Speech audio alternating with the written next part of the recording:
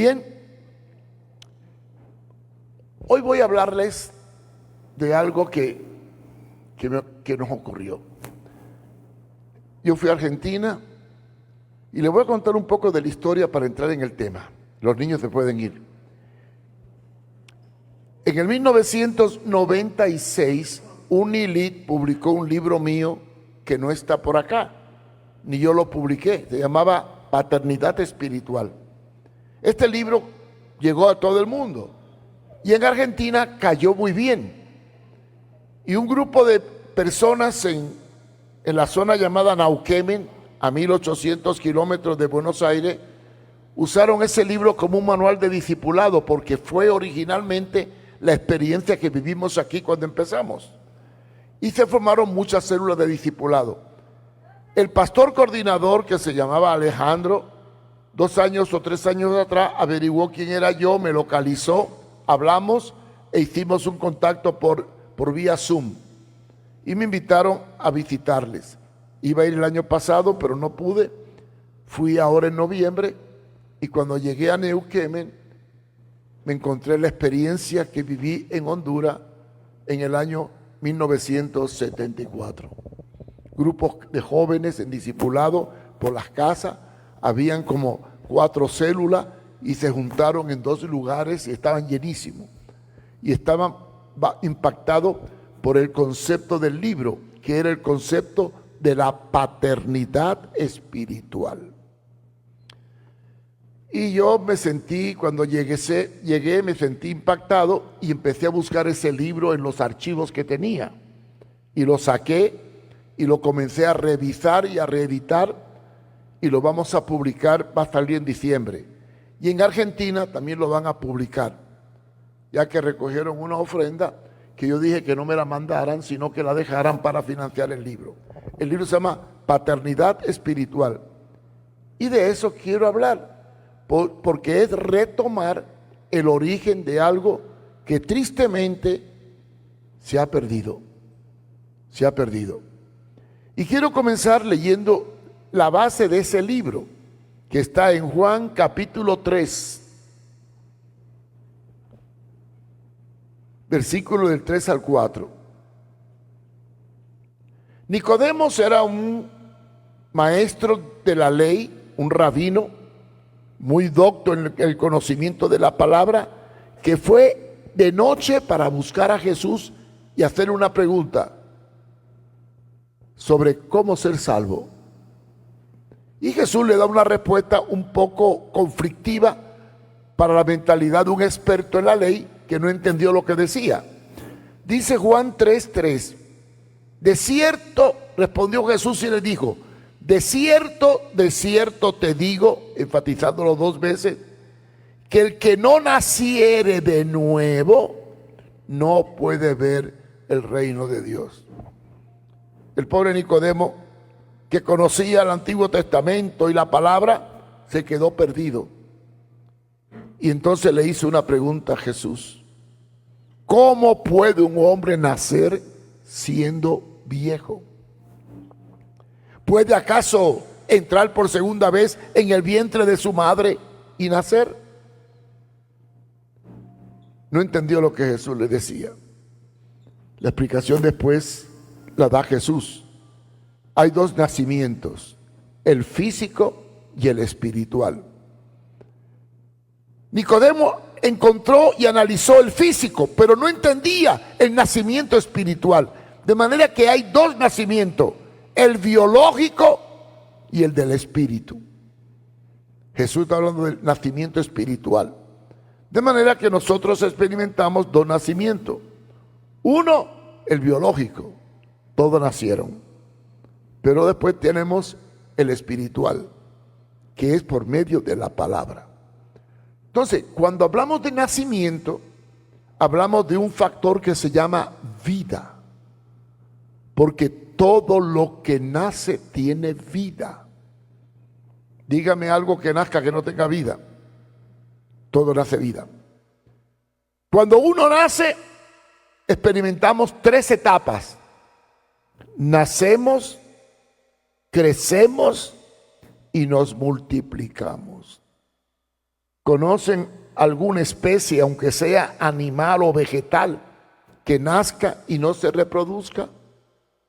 Y si algo nace y no se reproduzca, no se reproduce, ¿qué pasa? Se extingue, desaparece.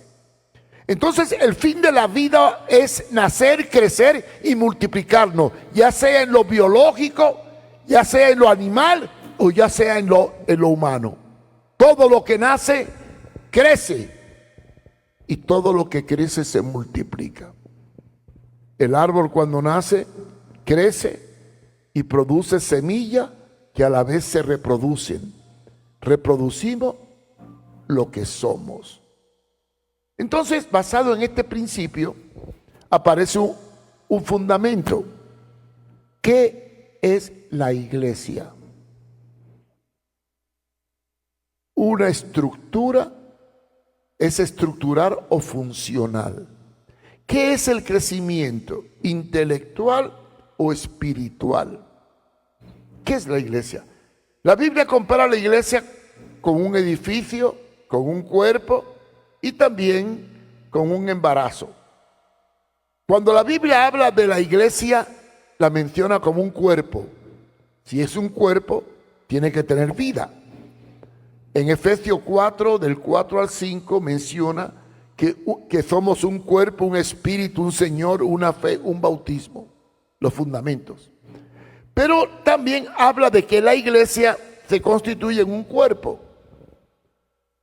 Aquí tenemos algunos médicos, por ejemplo, está Chico y está por ahí el doctor allá. ¿Cuántos huesos tiene un cuerpo? ¿200 y cuánto? ¿200? Si no le amputaron uno, sí. 200 y pico de miembros o huesos, además de tendones, ligamentos, coyunturas, músculos, nervios y órganos. Pero el cuerpo está formado por tejidos y se unen unos con otros para formar todo una especie, el ser humano. Primera de Corintios capítulo 12, versículo 26, define muy bien qué es la vida de la iglesia. Y yo quiero que leamos este texto y lo meditemos. Lo meditemos. Primera de Corintios 12, 26. Dice, de manera que si un miembro padece, está hablando del cuerpo, y en este caso se está refiriendo a la iglesia, todos los miembros se duelen con él. Y si un miembro recibe honra, todos los miembros con él se gozan. Esto habla de la unidad en una relación muy personal y directa de unos con otros. No sé a cuánto le han salido alguna vez un uñero. Cuando te duele un dedo porque se encarnó una uña, lo siente hasta la coronilla. Lo mismo pasa con el dolor de muela. Cuando una parte del cuerpo tiene una lesión, todo el cuerpo reacciona para apoyar esa lesión. Eso se llama unidad de ayuda mutua. Está hablando de la iglesia como un conjunto de personas que están unidas, no entre todos, sino unos con otros para formar un conjunto, a lo cual denominamos cuerpo. Supuestamente ustedes deberían ser un cuerpo. Tristemente, cuando la iglesia no sigue la estructura bíblica, no es un cuerpo, es una carnicería. ¿Qué es una carnicería? Un cuerpo desarmado, un cuerpo descuartizado. Pero no, la vida de una iglesia, el poder de una iglesia está en la unidad a través de un cuerpo. ¿Y cómo lograr esa unidad? Ya vamos a llegar a ello. Es el secreto del éxito de un crecimiento saludable. Discipulado. El discipulado. De manera que, si la iglesia es un cuerpo, yo tengo dentro del cuerpo una cobertura, alguien con el cual comparto. Si yo tengo un problema, ¿a quién voy a ir? ¿Al pastor? Si todos tienen un problema y vienen al pastor, entonces ustedes tienen un orfanatorio donde el pastor es el director del orfanatorio. Pero si usted entiende qué es un cuerpo y qué es un miembro unido uno con otro en particular, tú sabes que cuando tiene un problema hay alguien que vela por ti. Cuando hay unidad de cuerpo, no se escapa nada, ni la necesidad de un hermano que no vino al culto porque está enfermo. ¿Se imaginan ustedes que hayan hermanos en la iglesia que tengan 5 o 10 años viniendo y dejen de venir 1 y 2 domingos y nadie se entere? Al tercer domingo averigüemos, ¿y qué le pasó al hermano? Y cuando vamos a verlo ya lo enterraron. Si eso ocurre es porque no hay unidad de cuerpo, hay unidad de club. Voy a poner otro ejemplo. Tú estás en la casa, te peinas, te arreglas, te vienes al culto, te sientas y cuando estás en el culto descubre que la pierna se te quedó en la cama. Imposible. Esto es lo que está diciendo el apóstol Pablo, es que en una iglesia tiene que haber una unidad de miembro con miembro mediante la cual se transmitan los problemas. Y la pregunta es, ¿hasta dónde llegan los problemas? Hasta donde encuentre solución. Por ejemplo, si yo tengo un discípulo y se enferma, yo lo voy a ver y necesito una pita de sangre y yo se la puedo dar, ahí se acabó todo. Pero si no le puedo dar la pinta de sangre porque tengo un tatuaje y mi sangre no sirve, tengo 2 opciones: o pagársela, y si no tengo para pagarla, hablar con mi maestro para que él busque la solución. Y si maestro no puede, le habla al otro hasta llegar a las partes más altas. Ese es un cuerpo que funciona. El principio de cuerpo establece una relación personal de un miembro con otro miembro para formar un conjunto. Pero ahora viene la parte más importante de la enseñanza bíblica, el principio del crecimiento natural. Vamos a hablar, no podemos entender lo espiritual si no entendemos lo natural. La Biblia habla de nacer de nuevo. Para que haya un nacimiento, tiene que haber primero un embarazo. ¿O puede nacer alguien sin embarazarse? Primero el embarazo. Y para que haya un embarazo, tiene que haber habido la unidad de un óvulo con un esperma. Y el esperma no cae del cielo. Para que haya un esperma tiene que haber un hombre. Y para que un óvulo tiene que haber una mujer. Esa unidad del óvulo con el esperma o el esperma con el óvulo en la mujer engendra una vida que sigue un ciclo de 9 meses para nacer. No puede nacer antes de los 7 meses porque sería un aborto, ni entre el 7º y 8º mes porque sería prematuro, sería el 9º mes, y si llega al 10º habría un problema. Todo tiene su tiempo. Cuando la Biblia habla de nacer de nuevo, está usando una analogía o una similitud entre algo biológico natural y algo espiritual. Entonces viene la enseñanza bíblica que muchas veces no entendemos. ¿Qué se le da a un niño cuando nace? Dígame. ¿Qué se le da? Leche. Cuidadito que le dé arroz. Leche. ¿Y qué leche es la que se le da al niño cuando nace? Ceteco. ¿Quién dijo eso? ¿A ti te criaron con ceteco? Leche de pecho. La leche más sana que hay es la leche de pecho. ¿Por qué? Porque cuando la madre le da leche de pecho, le está transmitiendo incluso inmunidad a algunas enfermedades. Claro, si la madre no le quiere dar pecho porque no quiere que se le ponga feo, etcétera, etcétera, por prejuicio, entonces le puede dar leche ceteco o leche de niño. Pero hay que dársela con cuidado, porque si la da muy fuerte, lo enferma, muy floja, lo desnutre. Eso es lo lógico, ¿verdad? Vamos a hablar lógicamente. Y si el niño nace y la madre le da la leche correcta, el niño va a ser sano. Pero si la madre no le da al niño la leche y se lo deja a la vecina para que le dé una leche, o la abuela le da otra leche, o hoy le da leche ceteco, mañana de vaca, pasado mañana, ¿qué le va a pasar al niño? ¿Qué le va a pasar? Se va a enfermar y va a tener una diarrea. Vamos a ver qué dice la palabra en cuanto al nacer de nuevo en relación a la enseñanza. Primera de Pedro, capítulo 2, versículo 2.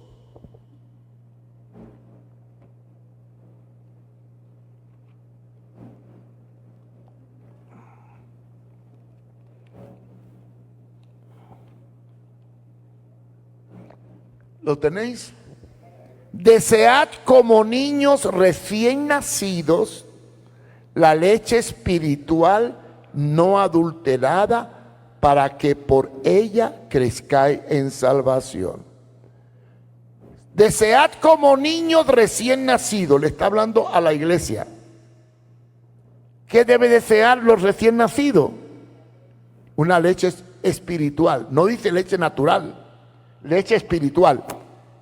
¿Y cómo tiene que ser esa leche espiritual? No adulterada, para que por ella crezcáis para salvación. Entonces, hablando de leche, hay un alimento que se le da al nuevo convertido que se llama leche espiritual. Vamos a explicar esto detenidamente. Cuando uno nace de nuevo, y nace de nuevo espiritualmente hablando, necesita que se le enseñe, que se le alimente espiritualmente. ¿Con qué se le va a alimentar? Con una leche espiritual no adulterada, o sea, pura. ¿A qué le llama la enseñanza pura? A dar una enseñanza de acuerdo a la necesidad de la persona. No todos necesitan el mismo cuidado. Hablando humanamente, hablando de un niño físico, no hay problema. Pero cuando hablamos de un niño espiritual, ¿de dónde viene? Al nacer de nuevo, ¿de qué mundo viene? ¿Viene de las drogas? ¿Viene del alcohol? ¿Viene de un hogar desintegrado? ¿Viene de un hogar donde tenía un papá o una mamá que lo maltrataron? ¿Cuál es su trasfondo cuando nace de nuevo espiritualmente? Entonces, yo no puedo tener un manual de enseñanza o una leche espiritual igual para todos, porque todos no tienen los mismos problemas. Entonces, cuando una persona se convierte al Señor, necesita uno que lo tome y que le dé una palabra de acuerdo a su necesidad determinada por de dónde viene y el trasfondo que arrastra. Por eso, la palabra no adulterada quiere decir no una enseñanza que no cumpla el objetivo de modificar y formar su vida en Cristo Jesús. Entonces, el primer elemento es un padre, un hogar que le dé una enseñanza de acuerdo a su necesidad. Ahora vamos a hablar del embarazo. ¿Qué se necesita para embarazarse? Un esperma con un óvulo. Simbólicamente, el esperma fecunda el óvulo y el óvulo forma la criatura y hay un proceso de embarazo. Y después vienen los dolores de parto y nace la criatura. ¿Qué es el esperma? La palabra. ¿Qué dice la Biblia? Por el oír viene la fe. ¿Y el oír de qué? De la palabra de Dios. Cuando una persona recibe la palabra, está recibiendo el esperma de vida. Pero ese esperma de vida de la palabra tiene que entrar al corazón y a la mente para poder proceder a dar convicción de pecado. Ahora, voy a explicar esto. Cuando una persona recibe la palabra, no se va a convertir el mismo día, a menos que haya tenido una conciencia de la palabra antes. Hoy lo evangelizo, hoy le doy la palabra, la recibe, pero esa palabra tiene que trabajar un tiempo dentro de la persona. ¿Por qué tiene que trabajar un tiempo? Porque dice la Biblia que tiene que producir convicción de pecado. ¿Cuándo se produce la convicción del pecado? Cuando el Espíritu Santo comienza a quebrantarlo. Hay un proceso. Aquí viene un aspecto del libro que yo trato en él. Desde el momento en que una persona recibe la palabra hasta el momento en que nace de nuevo, tiene que haber un lapso de tiempo prudente. No puede nacer instantáneo. No hay conversión instantánea, salvo que conozca la palabra y que Dios lo toque fuertemente, como el caso de Saulo de Tarso. La palabra entra y ella es la que trabaja en nosotros. Yo no me convierto porque tú me levantes la mano, ni porque me llame al frente. Yo me convierto porque el Espíritu Santo me redarguye de pecado. Es el Espíritu el que redarguye. Me quebranta. Y entonces vengo yo y expreso mi necesidad y confieso a Jesús con mi boca. Eso de confesar a Jesús como Señor y darle mi vida se llama nacer de nuevo. Pero ese proceso de nuevo nacimiento empieza desde que yo recibo la palabra hasta que el Espíritu termina de hacer la obra. Por eso es que cuando nosotros queremos hacer un discípulo, lo primero que tenemos que hacer es embarazarnos y sentir dolores de partos. Ahora voy a hacer una pregunta. Claro, hablando de los hombres no saben qué es un dolor de parto. Si los hombres tuvieran que parir, no hubieran hijos, porque no soportan muchos dolores, ¿verdad? Bueno, cuando usted quiere entender un dolor de parto, imagínese un día que vayan en un bus y le dé un dolor de barriga muy fuerte que no pueda contenerse. Imagínese, eso no es nada con un dolor de parto. Pero espiritualmente hablando, el primer paso para poder hacer la obra de Dios en evangelismo es sentir carga por una persona que necesita de Dios y está cerca de mí. Eso se llama dolores de parto. Alguien que está conmigo, que se está perdiendo, que tiene necesidad y que lo quiero traer a Jesús. Vamos a buscar Gálatas 4:9. ¿Cómo me explican ustedes este versículo? Ahora que lo estoy explicando lo van a entender mejor. Gálatas 4:19.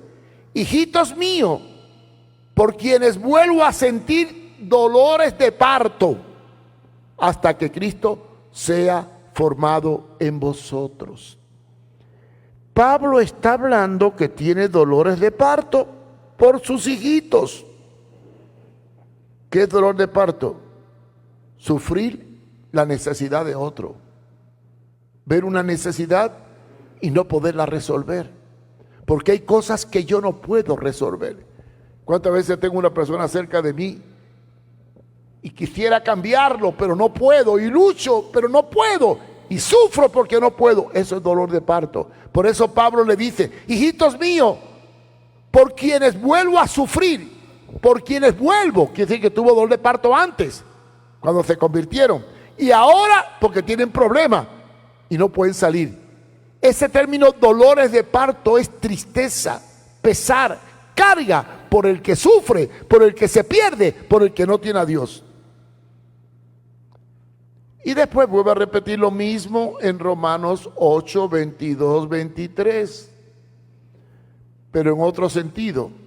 Romanos 8, 22, 23. Sabemos que por la creación gime a una, y a una está con dolores de parto hasta ahora, esperando la adopción, la redención de nuestro cuerpo. Habla de los dolores de parto como una necesidad imperiosa de algo que tiene que venir, que tiene que ocurrir y no acaba de ocurrir. Pero después aparece otra palabra en la Biblia que nos habla de la relación de discipulado o del interés por ganar a uno. Y este texto es mucho más claro. Primera de Corintios, capítulo 4, versículo 15. Primera de Corintios. Y este quiero que lo busquen porque es un texto muy importante en cuanto al concepto del discipulado y de la responsabilidad sobre una vida. Primera de Corintios 4:15. Dice, porque aunque tengáis 10,000 ayos, ahí se toparon todo, porque no sabemos qué es ayo. Nodriza, cuidador, alguien que se encarga de ayudarte, un maestro, un guardián, alguien que suple la necesidad de una madre o de un padre. Aunque tengáis 10,000 nodrizas, 10,000 cuidadores, 10,000 pastores, aunque tengáis 10,000 personas que te puedan ayudar, no tendréis muchos padres, pues en Cristo Jesús yo os engendré por medio del Evangelio. O sea, le dio vida, los concibió, los parió por medio del Evangelio. Noten la palabra engendré, concebir, traer al mundo, darle vida. ¿De qué está hablando Pablo? Está reclamando el derecho de corregirlos en base a que él los formó mediante una relación personal que envolvió dolores de parto. Podréis tener otros que te ayuden, otros que te prediquen, otros que llenen una necesidad en un momento determinado, pero yo te engendré, reclama Pablo. Yo tengo la paternidad, la responsabilidad sobre tu vida. Y después encontramos otro pasaje mucho más claro y más profundo para hablar de la paternidad, porque todo lo que nace, crece, y para nacer y crecer hay que tener quien te cuide y quien te críe. Nadie crece si no tiene a nadie que lo cuide. Otro texto, y este es el último, está en Filemón 1:10. Dice, te ruego por mi hijo Onésimo, a quien engendré, en otras palabras, a quien parí en mis prisiones. No está hablando literalmente, porque un hombre no se embaraza para parir hijo. Está hablando espiritualmente, tomando el concepto del nuevo nacimiento. ¿Cuánto ha leído la epístola a Filemón? Levante la mano. Qué poquitos. Miren, la epístola a Filemón es una carta que Pablo le hizo a un discípulo suyo llamado Filemón, que tenía un esclavo llamado Onésimo. Y este esclavo llamado Onésimo se le escapó a Filemón robándole. Y fue capturado y metido en una bartolina, en una celda, junto con Pablo. Y Pablo, en la celda, le evangelizó. Le habló del Señor y lo parió. Y Onésimo se convirtió. Y ya convertido Onésimo, cuando le iban a dar la libertad, le dijo a Onésimo, mira, te voy a hacer una carta para tu amo, porque tu amo es mi discípulo. Yo también lo engendré a él. Y tú llévale la carta a mi discípulo para que te perdone todo lo que tú le hiciste. Y le hace una carta a su discípulo, a Filemón. Y entonces se va Onésimo y lleva la carta. Y cuando Filemón recibe la carta, se encuentra, ahí te lo mando, ya no como esclavo, sino como hermano. Y en una parte le dice, y si algo te lo debe, cóbramelo a mí, si aún tú te atreves, porque tú también me perteneces. Noten qué tremenda relación de paternidad, de entrega, de servicio. Miren, hermano, esto que estoy hablando, que está en la Biblia, hoy en día ustedes pueden comprobarlo. Les voy a contar una experiencia que tuve en Argentina. Y no la voy a detallar porque se está grabando y no quiero dar nombre. Pero un hermano de la iglesia, hijo de un líder, vino a hablar conmigo para plantearme un problema de índole matrimonial. Y yo le expliqué todo muy bien, Y él se fue con todo lo que yo le dije. Mientras yo le hablaba, lo anotaba, ¿no? La cita, todo lo anotó. Y se fue a su casa. A los 2 días me va donde yo me quedo. con 7 páginas de investigación sobre todo lo que yo le dije. Se fue a la inteligencia artificial, se fue al internet, se fue a la Biblia y comprobó todo lo que yo le dije. Y vino a decirme que estaba en lo correcto y que iba a aceptar el consejo. Yo le di algunas palabras difíciles, por ejemplo, fornicación tiene 2 sentidos, del latín y del griego, y le empecé a explicar cosas. Y él fue, investigó todo y comprobó. Y vino contento a decirme que iba a aceptar el consejo porque todo lo que le había dicho, tal era como lo había recibido. Hoy en día ustedes tienen la capacidad de verificar las cosas.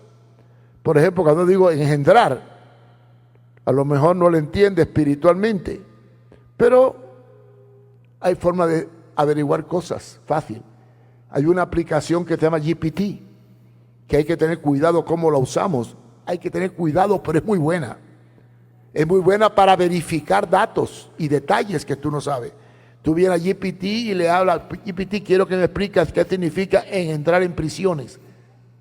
Y te va a explicar lo mismo que yo. Yo puedo hacer aquí una prueba y lo verían, pero no hay tiempo. El principio bíblico de crecimiento en una iglesia no es que un evangelista venga, predique, se convierta, se vaya. Y aquí voy a entrar en mi experiencia.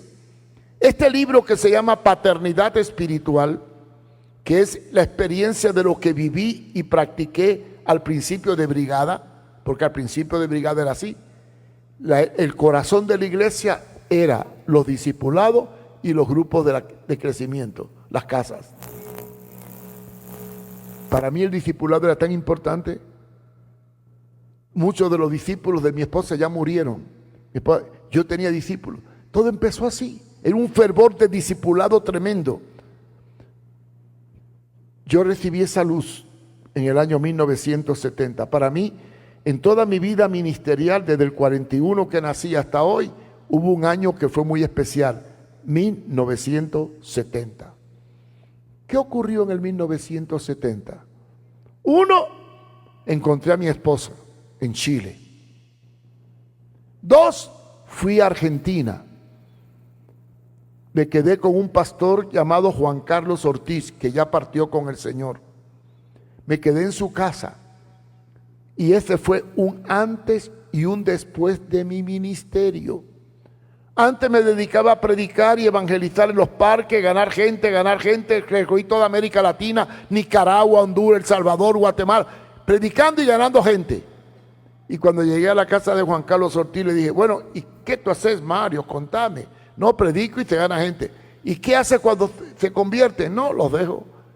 Y me dijo esto, qué tremendo. Estás pariendo y dejando hijos por todas partes y no los cría. Yo me quedé, no, pero es que otro los cría. Sí, pero ¿quién los parió? ¿Tú o el otro? El que pare es responsable de criar al que cría. Y empezó por ahí a darme duro. Bueno, me dio tan duro que cuando salí de ahí ya no pensaba igual. Le di vuelta al rollo y empecé a trabajar con los principios que él me enseñó, que no eran principios de él, eran los principios de la Biblia.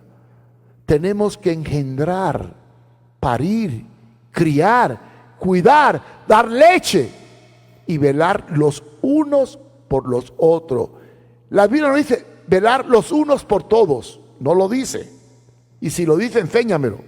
Dice, velad, ayudaos los unos a los otros. Ayuda individual. La palabra particular se habla mucho en la Biblia. Todo lo que Dios da es particular. O sea, para trabajar de forma individual.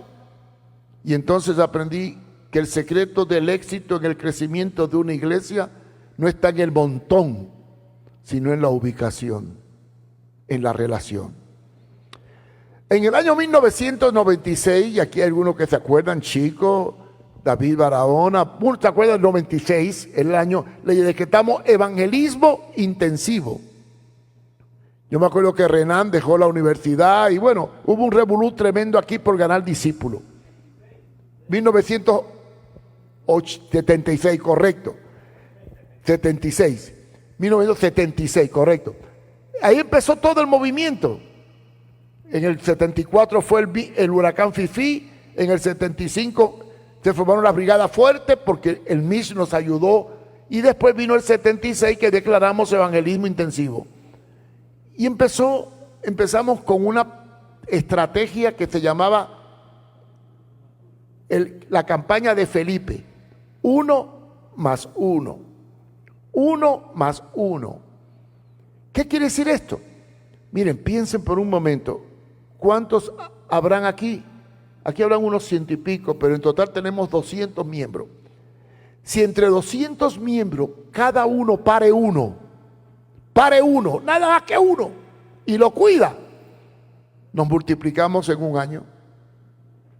Sin esfuerzo, sin gastar dinero, sin hacer campaña, simplemente siendo fértil. Entonces declaramos, hermanos, el que no se multiplique lo declaro estéril. ¿Y quién quería ser estéril espiritual? ¿Alguien quiere ser estéril espiritual? Levante la mano. Yo creo que no, porque todo el que nace tiene que multiplicarse. Entonces prediqué y enseñamos por el texto que está en el libro de Juan capítulo 1 versículo 42 en adelante.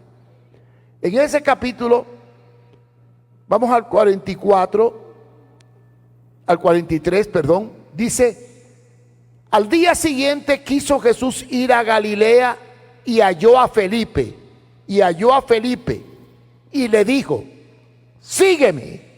Y punto. Obedeció, le siguió. Felipe encontró a Jesús. Pero lo más lindo de todo es lo que vino después. Y Felipe era de Betsaida, la ciudad de Andrés y Pedro. Y Felipe halló a Natanael. ¿Quién era Natanael? Un amigo. Se encontró a Natanael en el camino.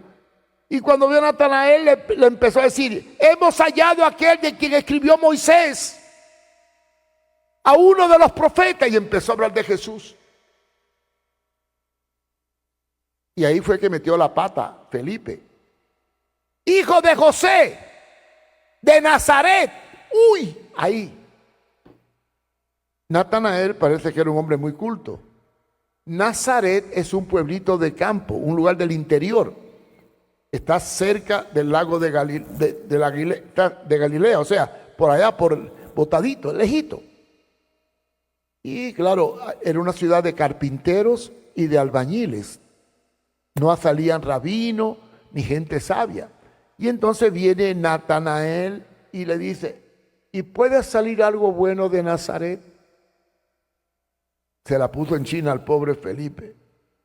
Pero Felipe, mirando, le dijo: no trató de convencerlo, no luchó con él, solamente le dijo 2 palabritas: ven y ve.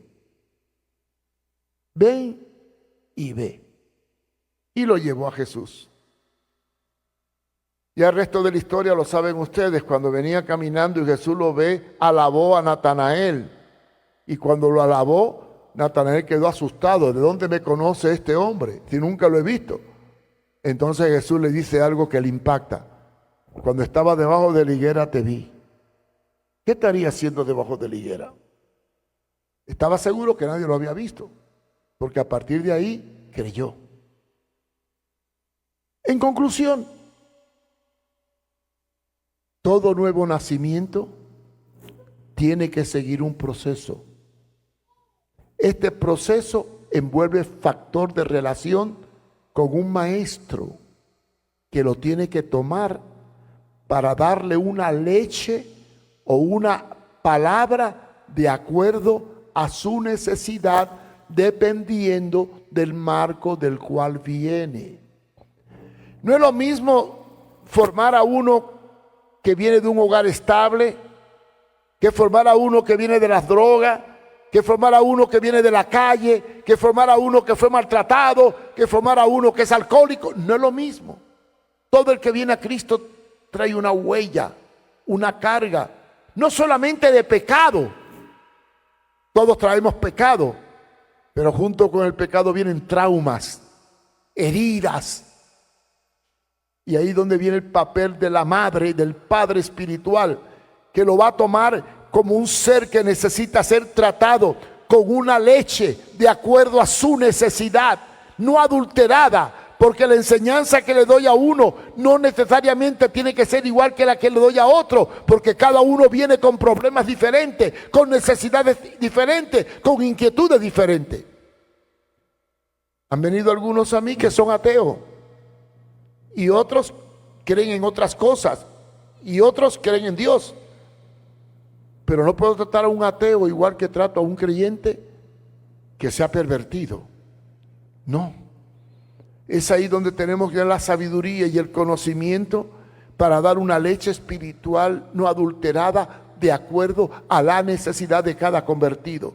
Y por eso, hermano, la clave para que una iglesia sea sana es el discipulado, el trabajo individual de tú a tú. Este fue el origen de Brigada. Creo que, y no peco por decirlo, pero en Honduras fue la primera iglesia que implantó el discipulado como norma de crecimiento. Ya después aparecieron otros, incluso han aparecido cursillos de discipulado. El discipulado no es un cursillo, no es un manual, no es una técnica, no es una dinámica. El discipulado es una relación, es una entrega, es un embarazo, es un sufrir, es un parir, es un darte para que otros reciban la vida que da Cristo. Yo sé que ha pasado muchas cosas y ahorita somos una iglesia que ha perdido la visión del discipulado. Tenemos mucha actividad que han quitado del centro el discipulado como columna vertebral.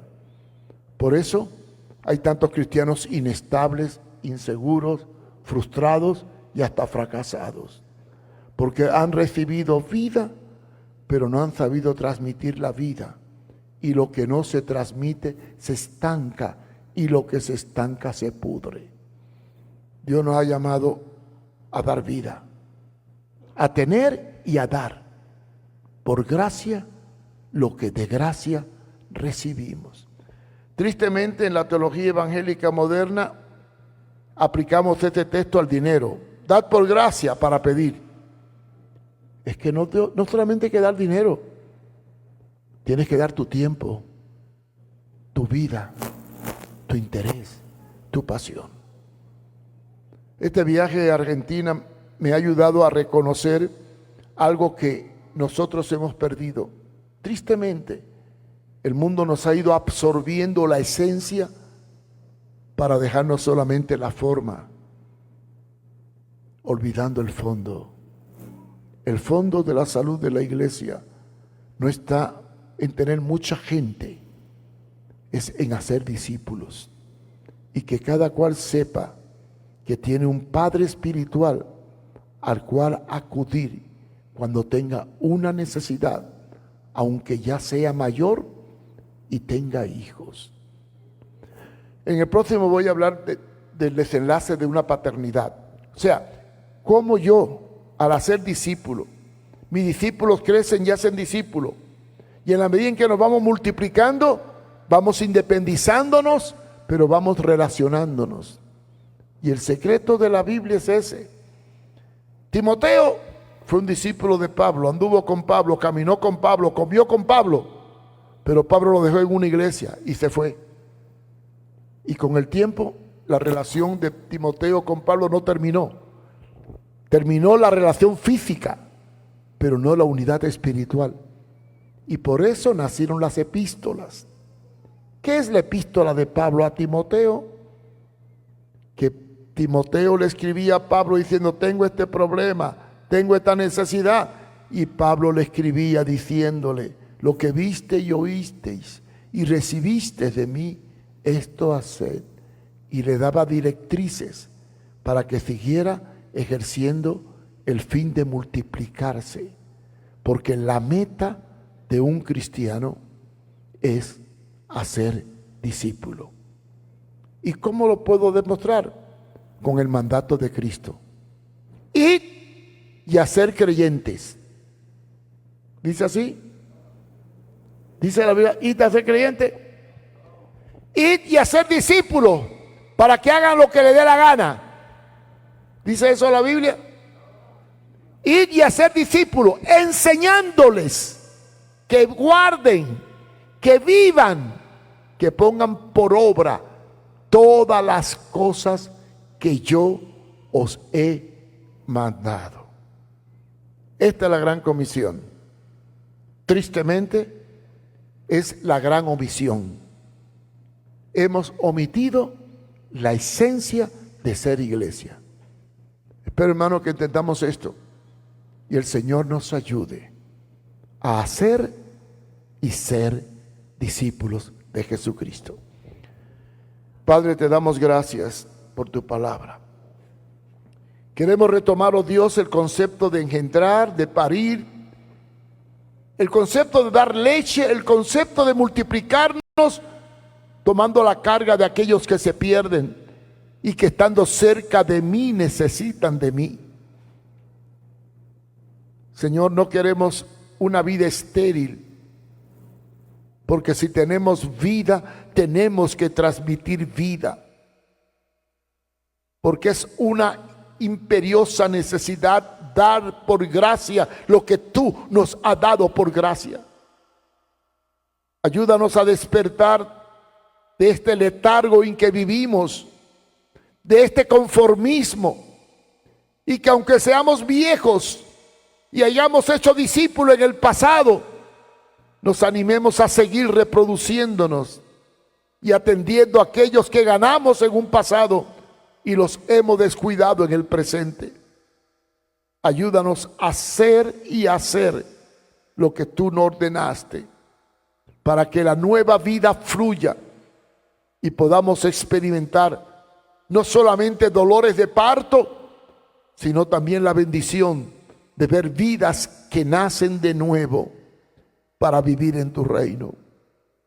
Dirígenos, Señor. Te lo pedimos en tu dulce nombre. Amén y amén. Dios le bendiga, Dios le guarde. A la salida tengo libros abajo.